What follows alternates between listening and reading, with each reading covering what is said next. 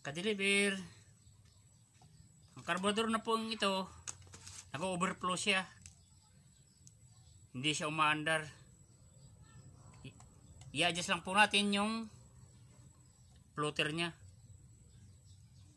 mga ka-deliver o ka-driver.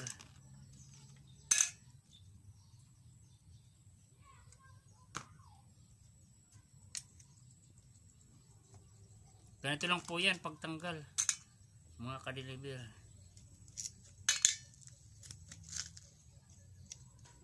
Kailangan yung tornilyo may lagyan po kayo.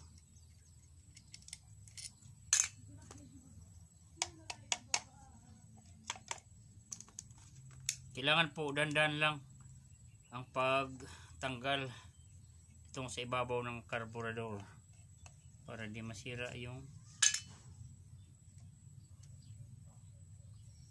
gasket. Lilinisan natin, i-adjust yung floater, dandahan lang. Carburetor Toyota Corolla. Yung ganitong may sakyan po, owner or kotse na may carburetor, pag nag-overflow po ang inyong gasolina, dito lang po yan sa floater, i-adjust nyo o kaya hugasan ng mabuti, mga ka-deliver. Kailangan malinis yung lalagyan, kasi kung may mahulog na nut, yung malit na nut, mahanap nyo po ulit. Alisin natin itong pin. Ito po ang floater.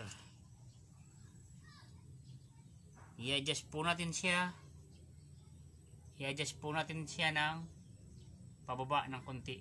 Pag ganun po siya. Kasi ito po nakataas na ng konti. Kaya nag-overflow siya. Igaganon po natin siya. Ibababa. Gaganon po siya. Konti lang po. Dito.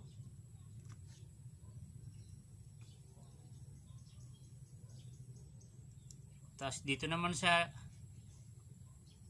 ito po ang nagano ng gasolina. Para siyang balbula. Pag naka-ilalim siya, yung gasolina po hindi siya papasok sa carburetor. Kaya kailangan